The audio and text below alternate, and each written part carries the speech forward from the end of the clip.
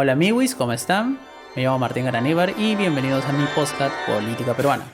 En este podcast analizaremos y comentaremos las últimas novedades sobre la política peruana. Sin más que agregar, empezamos. En el episodio de hoy vamos a tratar el tema de la breve historia del caviarismo en el Perú. ¿Y por qué hacemos este episodio? En realidad es un episodio especial porque todo el tema de caviar, que es un caviar, que la ideología caviar, que compró caviar, que las instituciones caviar, esto está huevada. Entonces, de los caviares está presente en el debate político del Perú en los últimos, ¿cuántos? 30 años. Entonces, prácticamente la caída de Fujimori. Se habla mucho de los caviares aquí, los caviares allá. Entonces, aunque más que tratar de definir qué es un caviar o no, porque eso merece un episodio aparte, vamos a hablar sobre la breve historia del caviarismo en el Perú. Los orígenes de un caviar, cómo ha ido evolucionando el caviar en el tiempo, cómo se fueron desarrollando a lo largo de diferentes gobiernos, cuál ha sido el punto máximo del caviarismo, el inicio de la decadencia y ahora último la gran cacería caviar, ¿no? Que ocurre con todo el régimen actual y toda esta cacería contra los caviares, ¿no? Y todo lo que representa el caviarismo. Entonces, sin más que agregar, empezamos.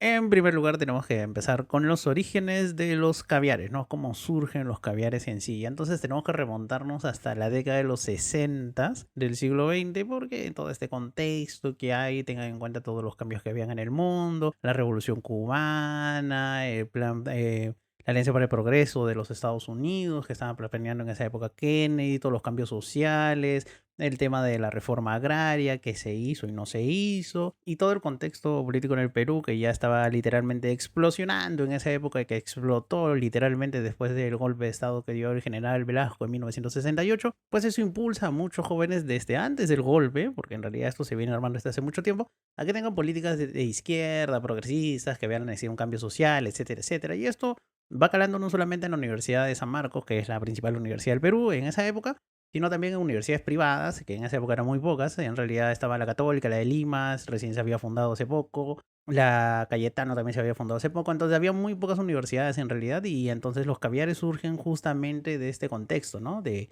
que eran élites urbanas, intelectuales, estudiantes, muchos de ellos jóvenes acomodados de clases medias, clase alta, de las clases dirigentes en esa época, y pues, ¿qué pasa? Que empiezan a absorber a todas estas ideas, digamos, progresistas, de izquierda, cambio social, entonces se compran el discurso, ¿no? Entonces, ahí tenemos una primera definición más o menos de qué es, ¿no? Entonces, son intelectuales de izquierda, jóvenes universitarios profesionales, clases medias altas, provenientes de las élites limeñas y provincianas, como lo había dicho, que empiezan a adoptar estas medidas de lo que se llama la primera fase del gobierno revolucionario de las Fuerzas Armadas, Velasco, por ejemplo, la reforma agraria, la reforma de la educación, el tema de los grandes cambios, la industrialización por sustitución de exportaciones. Entonces, todo esto es como que estos jóvenes no solamente apoyan estas ideas, sino que también dan su fuerza, digamos, laboral e intelectual para cumplir los primeros objetivos del gobierno en esa época, ¿no? Como dije, la primera fase del gobierno revolucionario de las Fuerzas Armadas. Entonces, y esta imagen de los caviares es la que quedó, es el prototipo perfecto del caviar en el Perú, ¿no? Y es la imagen que quedó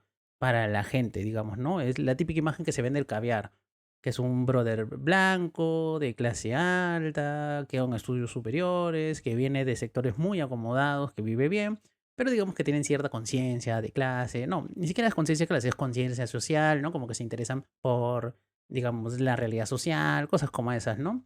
Y abordan temas sociales, generalmente estudian carreras como ciencias sociales, antropología, sociología, derecho, ciencia política, cosas como esas, ¿no? Entonces son, por eso digo, y todo lo ven desde una óptica, digamos, de social liberal, demócrata cristiana, por así decirlo, ¿no? A pesar de que muchos de ellos en esa época, en los 60, 70, tuvieron, digamos, mucho militancia en partidos de izquierda, ¿no? De izquierda revolucionaria, por ejemplo. De hecho, los protocaviares que durante una época estuvieron en el MIR o en Vanguardia Revolucionaria son después algunos de esos grupitos que se escinden, porque digamos la izquierda peruana clásicamente se ha escindido, se ha dividido en 20.000 grupos. Algunos de esos grupos en los que estaban esta gente, pues funda después el MRTA. O sea, digamos, los caviares están más vinculados al MRTA que a Sendero. Entonces, digamos, y tienen este aire, ¿no? Por eso digo, de intelectuales, ¿no? Y también es algo que queda muy grabado en la memoria popular, ¿no? Tienen ese cierto tufillo, digamos, de superioridad intelectual y moral, ¿no? Entonces ellos lo ven todo esto un pedestal alto y empiezan a decir que es bueno, que es malo, que se debería hacer, que eso no se debería hacer, que en realidad lo hace cualquier persona, pero bueno, claro, ellos como tienen todo este mote, digamos, y este imaginario, esta imagen que se construyen a sí mismos, pues empiezan a caer a bien algunos, mal a otros, chincha a otros, y pues bueno, así se va gestando la imagen del caviar, ¿no? Entonces, por ejemplo, digamos, en estos caviares de primera generación tú podrías pensar en gente como, por ejemplo, ¿quién? Los viejos, más que nada, ¿no? Susana Villarán, García Sayán, toda esta gente, ¿no? Más que nada ese grupo, por ejemplo, Rosa María Palacios no entra en este grupo porque ella propiamente, aunque no parezca, o sea, ella es considerada caviar, sí, por muchas cosas, pero ella es más liberal, por ejemplo. Y aparte, ella ingresa a la católica a finales de los 70, inicio de los 80, con Juan Carlos Tafur y otra gente, ¿no? Digamos, pero ellos son, digamos, a pesar de que no son contemporáneos, porque, digamos, hay mucha diferencia entre la generación de los que de Villarán, de García Sayán, con la generación, digamos, de Rosa María Palacios o Tafur, por ejemplo, porque se llevan bastantes años de diferencia, digamos, cuando unos están en la universidad, los otros todavía están en cole, por ejemplo, entonces se llevan más de 10 años de diferencia, 15 años de diferencia entre ellos, pero se puede considerar que son la primera generación de caviares del Perú, ¿no? Bueno, lo que al final la prensa, el imaginario popular, denomina caviares, porque como digo, no vamos a definir acá qué es un caviar, porque eso es un capítulo totalmente aparte, o sea, eso es otro episodio más largo todavía que este, ¿no? Entonces, esta gente, como decía, empieza a trabajar con el gobierno velasquista, cuando termina la época del gobierno peruano, ¿no? De la última, de la dictadura de Velasco, porque no fue la última dictadura, de hecho, no ha sido la última dictadura, pero cuando termina esta primera etapa, primera fase, el gobierno revolucionario y las Fuerzas Armadas, pues muchos de ellos, ¿qué hacen? Migran, pues inmigran al gran campo en el que van a estar la gran mayoría de los caviares, ¿no? Por ejemplo, en organizaciones no gubernamentales, en la universidad, muchos se dedican a la academia, por ejemplo, también. Entonces ahí van migrando, ¿no? Y ahí empiezan a construir sus primeros lazos, ¿no? Sobre todo los que quedan en temas de universidad y cooperación para el desarrollo, en temas de organizaciones no gubernamentales, empiezan a construir los contactos con USAID, con la ZDF, con la Agencia Española de Cooperación Internacional, con todas estas agencias para el desarrollo y pues empiezan a cooperar entre ellos, ¿no? Entonces digamos, la fase uno de este origen de los caviares en el Perú tiene esta explicación, ¿no? Digamos, este es dentro de la breve historia del caviarismo que se divide en 7 capítulos. El primer capítulo, que es, digamos, el origen de los caviares, pues ya está explicado, ¿no? Y ahora vamos al segundo capítulo, ¿no? Esto sí, un dato curioso, por ejemplo, este primer episodio, digamos, este primer origen de los caviares abarca la década de más que nada de los 70 y los 80. Como he dicho, cuando termina el gobierno de Velasco, la mayoría migran, se dedican a otras cosas, pero no están muy metidos en el aparato estatal, ¿no? Porque todavía no es su momento, por así decirlo.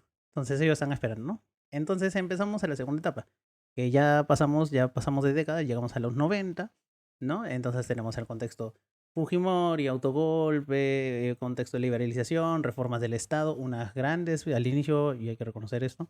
Fujimori hace muchísimas reformas, las reformas de primera generación de Fujimori son muy importantes, digamos, en varios temas. Otra cosa es que después se abandonaron porque el man, bueno, era un corrupto, quería reelegirse, entonces ya, pues es otra historia.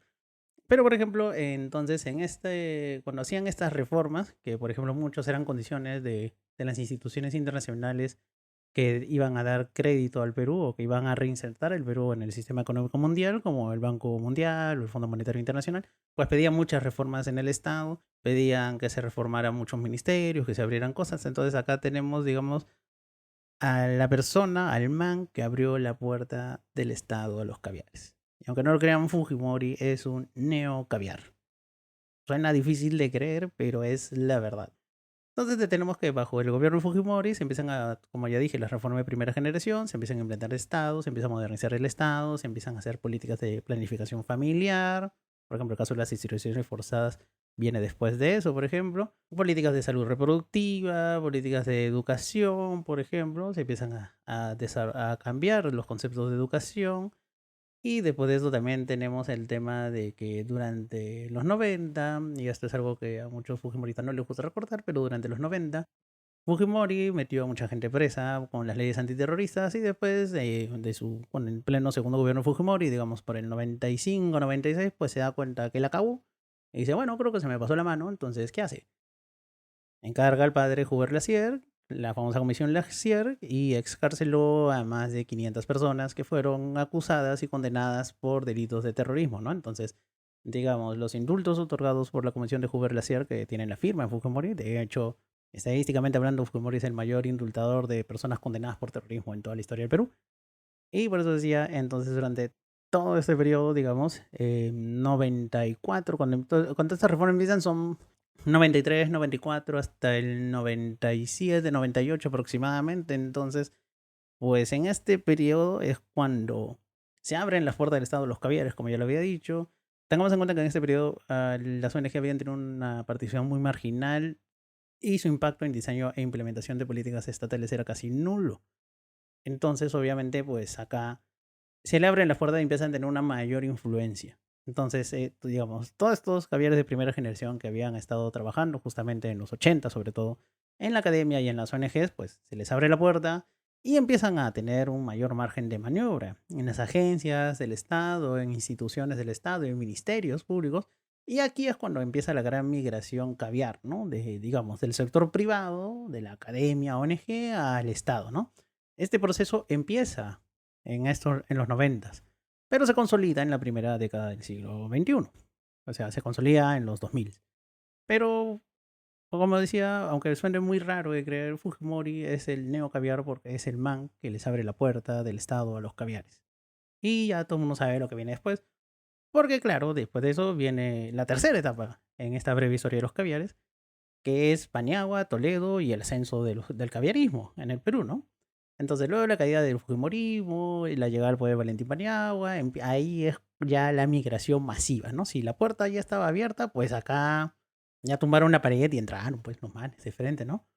Y allí no solamente es una, digamos, una fuga masiva en puestos claves en el Estado, sino que también ya se empiezan a consolidar y las ideas, digamos, que traían muchos caviares, tanto de organizaciones no gubernamentales como de la academia, pues ya empiezan a tener presencia dentro del Estado, ya empiezan a hacer implementación de políticas públicas, ¿no? En esta época, como decía, estábamos hablando de García Sayán, de PPK, por ejemplo, la implementación de la CBR, el regreso del Perú al Sistema Interamericano de Derechos Humanos, los procesos contra Fujimori, las políticas, digamos, de Toledo de pensión 65, por ejemplo, el SIS, el Seguro Integral de Salud.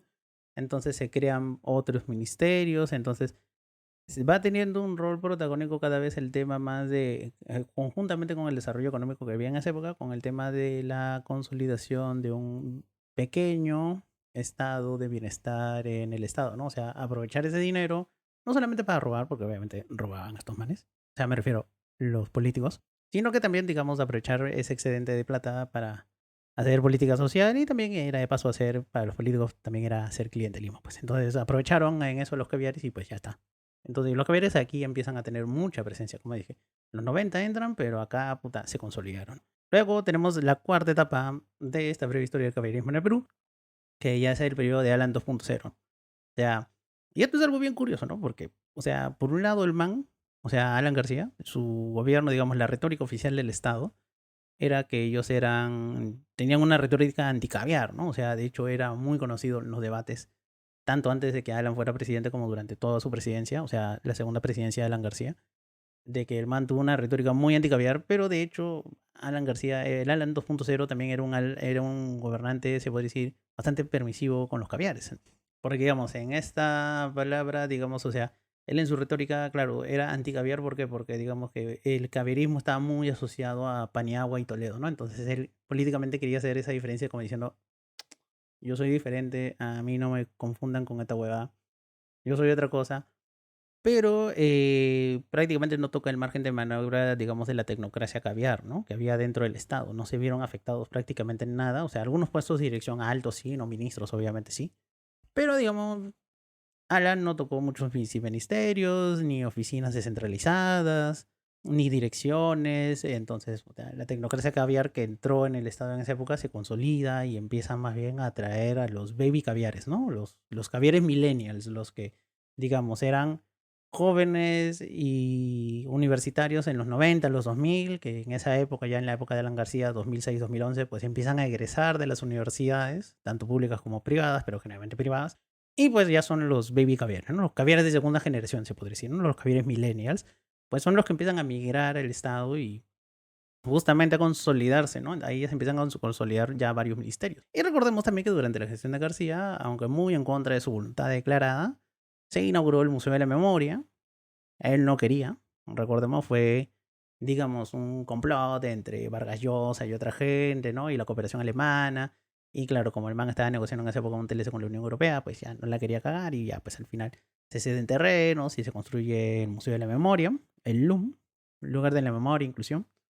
eh, y se inaugura en la época de Alan García y también es muy en contra de su voluntad, de que pensaba muchas cosas de que, digamos, el temas culturales, medioambientales, eran unas huevadas que impedían el desarrollo, ¿no? Su famosa frase el perro el hortelano, pues muy en contra de la voluntad de Alan, se crearon el Ministerio del Ambiente y el Ministerio de Cultura, que conjuntamente con el Ministerio de Educación, pues son el triángulo de oro del caberismo peruano, ¿no? Ambiente, cultura, educación. Esto es, digamos, el triunvirato del caviarismo, ¿no? Es donde están más fuertes los caviares.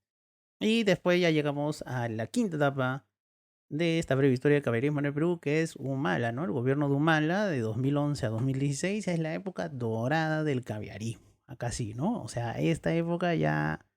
Por eso Humala lo joden de caviar, de social media humor que está ahí. Y sí, es la verdad, pues, puta, su gobierno fue así. No hay que ser ciegos, ¿no? Entonces, tengamos en cuenta que en la época de Humala es el apogeo, el máximo esplendor y poder de los caviares dentro del Estado, ¿no? O sea, digamos, la política, ¿no? No la gran transformación, sino la hoja de ruta, lo que siguió después de la segunda vuelta, o sea, lo que firmó el man en la segunda vuelta. Por ejemplo, ahí tenías a los garantes, ¿no? Vargas Llosa, Rosa María Palacios, toda esa gente, o sea, digamos, la cúpula máxima del caviarismo en el Perú. Pues obviamente ya acá se sientan y los caviares ya son ministros, son directores, son viceministros, son jefes de oficinas, ¿no? De instituciones estatales. Las políticas públicas son 100% caviares, por ejemplo, ¿no? Entonces el poder de los caviares ya es incuestionable y su influencia dentro del Estado también. Entonces acá tú tienes en cuenta que en este periodo también se crea el MIDIS, se hace una reingeniería de todos los programas sociales existentes y además se crean nuevos programas sociales como la beca 18, por ejemplo, y dos leyes fundamentales del caberismo en el Perú y que el actual régimen está tratando de destrozar, pues también salieron en la época de Humala, ¿no? La ley Servir y la SUNEDU, ¿no? La SUNEDU ya la han destruido, la ley Servir la están tratando de destruir, pero digamos que el consenso generalizado entre varios especialistas es que, digamos, el quinquenio de Humala, o sea, el lustro del gobierno Humala de 2011 a 2016 se considera la edad de oro de los caviares, es el máximo apogeo de los caviares, ¿no? Después de esto ya viene la decadencia. Y esto empieza justamente con PPK. PPK, Vizcarra, Sagasti, y acá ya empieza la decadencia. Si bien durante el gobierno de PPK, obviamente los caviares dentro del Estado conservaban el poder e influencia, pues en el terreno político cada vez iban perdiendo terreno porque obviamente PPK, o sea, recordemos, ¿no? 2016, una segunda vuelta súper ajustada, Keiko pierde otra vez. Y pues nada, ¿no? Empieza a hacer su berrinche y también recordemos que Keiko en esa época tiene su supermayoría de 73 congresistas y obviamente el pobre PPK, puta, el man no tenía prácticamente bancada, entonces tenía que negociar. Y por aparte ese viejo no se mechaba, ¿no? O sea, digamos, a diferencia de Vizcarra, que el man sí se mechaba y murió en su ley peleándose, pues Vizcarra no peleaba, perdón, PPK no peleaba ni mierda, pues entonces, ya, ¿qué vas a hacer, pues, no? Entonces, si bien en la teoría PPK apoyaba todavía determinadas políticas caviares, como que le bajaba fuego, ¿no? Como que decía, ya muchacho, está bien. O sea, sigamos con programas sociales, esta vaina, pero hay menos plata, entonces jugamos menos porque acá nos joden, ¿no? Que los caviares, que esto, que el otro, y puta, le tumban con el ministro de Educación, ¿no? O sea, recordemos a Saavedra, por ejemplo, la censura de Saavedra, del Minedu, que de hecho fue el único ministro en la historia peruana que sobrevivió a un cambio de gobierno, porque el man era bueno, ¿no? Pero imagen, digamos, de la derecha peruana, el man era un caviar, entonces tenía que caer, ¿no? Entonces ya. Y obviamente después llega toda la crisis, ¿no? El indulto de Fujimori, y después no hay indulto, que se querían tumbar a los fiscales, que, ¿cómo se llama? Que estaba Chávarri, que no estaba, entonces, que la vacancia contra PPK, que renuncia, que entra Vizcarra, entonces ya, digamos que en la época de Vizcarra, como que los caviares vuelven a tener cierta estabilidad, como que dijeron, uff, pasó el susto. Pero de ahí justamente llega pandemia, llegan otras cosas, ¿no? Otra crisis, Vizcarra disuelve el Congreso, bueno, eso fue antes de la pandemia en realidad, como que se disuelve el Congreso, después de esto, el man lo que hace es convoca nuevas elecciones para el Congreso, hay un nuevo Congreso, lo vacan al man, ¿no? La crisis de 2020, de noviembre de 2020, las elecciones generales, entra Sagasti, ¿no? Y Sagasti ya es la última etapa fuerte del caviarismo en el Perú, porque es el último representante caviar, por así decirlo, ¿no? O sea, el último caviar fuerte en el Estado es Sagasti. O sea, después hay otros caviares, ¿no? Porque Mirta Vázquez, por ejemplo, fue primera ministra de Castillo, pero ya los caviares ahí están de capa caída, ¿no? Pero digamos, con Sagasti ya es lo último, ¿no? Y también Sagasti tenía poco margen de maniobra, era un gobierno de transición, el man siempre lo dijo, yo soy transición, nada más, entonces es como que ahí ya la gente decía, puta, acá, ya, ¿qué va a hacer con los caviares, no? Y en eso llega la séptima etapa de esta breve historia del caballerismo en el Perú, que es Castillo, y acá empieza ya la primera purga caviar. O sea, entra Castillo, entra con un discurso, obviamente, de cambio, ¿no? Era un candidato outsider total, ¿no? De hecho, Castillo fue una sorpresa, mucha gente se vio, digamos, forzada por la necesidad a votar por Castillo, por Keiko en realidad, porque nadie quería votar por los dos en realidad, o la gran mayoría no quería votar por ninguno de los dos, pero al final tuvieron que votar por uno de los dos. Y ya, pues, ¿no? Entonces votaron algunos por Castillo, Castillo es presidente, recordemos todo el contexto, ¿no? También que el fraude, que no el comunismo, que la impugnación, que puta, se atrasó un huevo, el tema de que le dieran las credenciales, de que le dieran las credenciales a Castillo. Entonces aquí ya, o sea, con Castillo ya viene un primer gran acoso hacia los caviares, porque también el man quería meter a su gente, ahí todavía se llevaba más o menos bien con Cerrón, ¿no? Recordamos que Guido Bellido es su primer ministro. Y obviamente el man tenía otras ideas, venía de otro contexto que era 0% caviar, ¿no? Él venía de un contexto de provincia, él es del Cusco, ¿cómo se llaman? Que venía, no venía de estos círculos, digamos, tradicionales del caviarismo, él veía mal a los caviares, de hecho, dicho sea de paso. Entonces obviamente empieza la primera gran ola de acoso hacia los caviares, ¿no? Y como les dije, con matices, ¿no? Porque también recordemos cae Bellido y entra Mirta Vázquez como primera ministra, entonces ahí es la última vez que hay un caviar en el poder, por así decirlo, ¿no? En este periodo ya empieza el éxodo caviar. Digamos, las grandes cabezas caviares que podían permitírselo empiezan a abandonar el Estado porque ya les empieza a llegar el pincho, otros resisten y lo votan. Pero entonces empieza, digamos, el gran acoso, primer gran acoso caviar. Los que pueden aguantar, aguantan, y los que no, pues se quedan ahí callados, ¿no? Empiezan a tener un perfil más bajo, entonces esto lo digo también por conocimiento de causa, porque tengo un montón de amigos, como ustedes saben, yo soy de la católica. Entonces es como que muchos amigos míos que trabajan en el Estado y que, digamos, eran el prototipo clásico de un caviar, pues también me empezaban a decir, oh, acá ya no puedes decir tal cosa, esto que lo otro, ¿no? Entonces, digamos, los caviares de segunda generación, como decían los millennials, pues ya empiezan a verse influenciados, pierden, digamos, la protección de los caballeros de primera generación, entonces empiezan a adoptar ya un perfil más bajo, ¿no? Son más caletas, ya no postean tanto, ya no alardean de su caviarismo. Entonces, tienen que adaptarse en los nuevos tiempos, ¿no? Porque también hay que ser francos. En estas épocas, conseguir chamba en Perú es complicado. Y mal que bien, el Estado es algo más o menos seguro y que te paga bien. Entonces hay que conservar la chamba, se entiende. En esta etapa también recordemos que hay acoso tanto de sectores de la derecha como de sectores de la izquierda, porque por un lado, obviamente, esta gente, digamos, los de la derecha siempre han jodido a los caviares, ¿no? O sea, les llega el pincho. Y claro, ciertos sectores de la izquierda también joden a los caviares porque los acusan de ser traidores del pueblo, de recibir financiamiento del USAID, toda esta cosa, ¿no? O sea, digamos, la gentita más de la izquierda, digamos, Perú Libre y más a la izquierda siempre han visto muy mal a los caviares y claro, esto era su oportunidad para, claro, joder a los caviares y, pues, y lo hacían, ¿no? Entonces, porque también, como decía, los caviares han caído antipáticos y algunos representantes del caviarismo se han ganado su antipatismo a pulso, digamos, ¿no? O sea, caen chinches, caen pesados y lo han hecho a propósito. Entonces, y ya. Y finalmente llegamos a la última etapa de esta breve historia del caviarismo en el Perú, porque ya tienes ahí los sucesos de diciembre del 2022, ¿no? El estallido social que siguió, todo esto. Y acá en el nuevo régimen, pues empieza la gran cacería caviar, ¿no? O sea, ya cuando Castillo cae y entra, digamos, el nuevo régimen de Dina, auspiciado por la DBA, pues acá ya empieza a desmontarse, digamos, todo lo que se considere caviar dentro del Estado.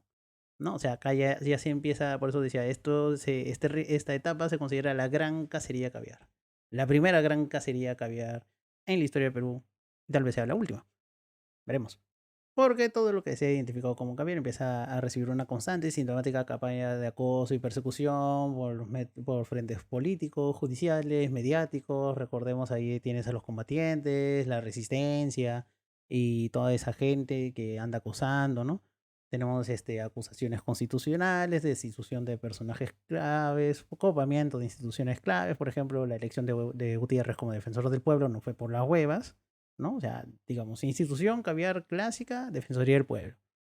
¿Qué hace, digamos, de estos régimen, digamos, el oligopolio corrupto, como yo le digo, ¿no? Porque son tanto de derecha como de izquierda, que tiene representación parlamentaria, pues eligen a Gutiérrez, que es un huevón que es funcional a sus intereses como defensor del pueblo, y el man empieza a deshacer muchas cosas. Después se escoge este Tribunal Constitucional, que es una lágrima. Yo pensé que el Tribunal Constitucional de la época de Alan era malo, pero este ya es el peor de todos, ¿no? Este se da las palmas al peor Tribunal Constitucional de todo, excepto por el magistrado Monteagudo, que es el único que tiene votos coherentes, interesantes y bien argumentados. Después del resto son unas lágrimas, la gran mayoría. Y por ejemplo, esto ya, como decía, ¿no? Los caviares de segunda generación ya están planeando, viendo cómo largarse de ahí, ¿no? Algunos ya no aguantan, les llega el pincho, se largaron de esto, tratan de conseguir trabajo en el sector privado. Otro buen grupo ya han venido a Europa o a Estados Unidos, ¿no? A estudiar la maestría con el floro de me voy a estudiar el máster, es me voy a estudiar el máster y ya no regreso. Y los que no pueden hacer ni lo uno ni lo otro, pues aguantan en el estado, ¿no? Y algunos sí se quedan por camiseta y porque dicen, no, yo voy a pelear desde adentro, ¿no? Entonces, bacán por ellos, el que puede, puede, y el que no, pues aguanta. Y en esta última etapa es la que nos encontramos actualmente, ¿no? La gran cacería caviar. Y por eso tenemos las grandes instituciones que han sufrido cambios, ¿no? Como decía, ¿no? Por ejemplo, la SUNEDU se lo han tumbado, la Defensoría del Pueblo se la han tumbado, también el Tribunal Constitucional se lo han tumbado, trataron de tumbarse la Junta Nacional de Justicia, pero no pudieron. El Ministerio Público también han tenido sus contrapiés, por así decirlo, ¿no? Y ahorita hay instituciones, digamos, que son identificadas como caviares, como decía, como el MINCUL, el MINEDU, el Ministerio de Educación, el Ministerio de Cultura, el Ministerio de Ambiente, ¿no? Que están sufriendo también este acoso del nuevo régimen, y por eso decimos que estamos en la gran cacería caviar, ¿no? Entonces, al final, como para concluir, ¿qué puedo decir, no? Si bien no hay un consenso generalizado sobre caviares, y yo dije que no iba a definir qué cosa era un caviar porque esa huevada merece un capítulo aparte, totalmente. Lo que sí podemos decir que hay un mínimo común que todo caviar cumple es el siguiente, ¿no? Número uno, tiene estudios superiores, ¿no? O sea, yo no conozco ningún caviar que no haya ido a la universidad. O sea, todos tienen estudios superiores. Han estudiado una carrera, generalmente está relacionado a las letras, ciencias sociales, tiene maestría, la gran mayoría, doctorado, unos cuantos, pero todos tienen estudios superiores, ¿no? Y esto también hace de que tengan otra idea, ¿no? De que, segunda característica que todo caviar cumple en el Perú, desde mi punto de vista, es que todos están desde la centroizquierda para la izquierda, ¿no? O sea, son liberales, de centro, de ahí son socialdemócratas, social liberales, tienen ideas progresistas, pero van por ahí, ¿no? O sea, de hecho, muchos liberales, por ejemplo, Vargas Llosa, Rosa María Palacios, esa gente, son liberales en sí, ¿no? Pero, o sea, digamos, son liberales de centro, por así decirlo, ¿no? No son de derecha extrema, bruta y achorada, pero son bastante liberales. O sea, esos manes defienden la propiedad privada, la libre intervención del el laissez-faire de la economía, la intervención mínima del Estado, pero como buenos liberales también defienden el Estado de Derecho, el imperio de la ley, la igualdad ante la ley y esas cosas, ¿no? Por eso también los ven como caviares, ¿no? Tercera característica común que tienen todos los caviares, que va unida a la segunda. En realidad, que le preocupan los derechos humanos. Entonces, todos los caviares, todos en común, sean caviares liberales de centro derecha o muy progresistas a la izquierda, pues todos defienden los derechos humanos, están a favor de la democracia, como están a favor de derechos de minorías, de derechos LGTBI, de derechos de pueblos indígenas, de defender lenguas autóctonas, el Estado laico, por ejemplo, a pesar de que muchos caviares son religiosos, defienden la idea de separación de iglesia y Estado, ¿no? De Estado laico. Cuarta característica común que tiene todo caviar en el Perú es que es antifujimorista, ¿no? Ahí da igual qué tan joven o viejo sea ese caviar, 99.9% pues odian a Fujimori y todo lo que representa el Fujimorismo. Y el 0,01% pues nada, como que no le cae mal o votó por Fujimori en la segunda vuelta del 2021, ¿no? Y la última característica que creo que es la que define por excelencia todo caviar en el Perú, y eso que dijimos que no íbamos a hacer una definición, pero acá estamos como que lanzando un globo al aire, ¿no? Este es un ensayo nada más, un globo al aire, vamos a ver qué sale. Pues que se considera moral e intelectualmente superior a la gran mayoría de personas, ¿no? Y por eso cae en chinche, creo yo. Entonces es que esto es algo, una característica, digamos, básica, una característica que se ha explotado mucho durante mucho tiempo en diversos medios, digamos, a través de programas cómicos, caricaturas, debates, tertulias, reuniones, esta imagen del caviar como una persona que se considera moral e intelectualmente superior y que no solamente se considera, sino que lo demuestra, o sea, que tiene esa necesidad imperiosa de demostrar que es superior al resto, pues hace que los caviares caigan chinche, ¿no? Y podrá ser verdad o no, porque como he dicho, no vamos a definir en este episodio qué cosa es un caviar, pero lo que sí podemos decir es que por lo menos esa imagen está en el aire, ¿no? O sea, en el imaginario popular hay esa imagen y muchos personajes que podrían ser, que son, mejor dicho, que son catalogados como caviares, lo demuestran. Entonces, por eso caen chinche, ¿no? Y creo que esa es una característica fundamental que todo caviar, que digamos, la gran mayoría de caviares o el imaginario popular del caviar lo cumple. Y bueno, amigos, este ha sido todo el episodio por hoy. Como le dije, es un episodio corto, de hecho, por eso se llama Breve Historia del Caviarismo en el Perú.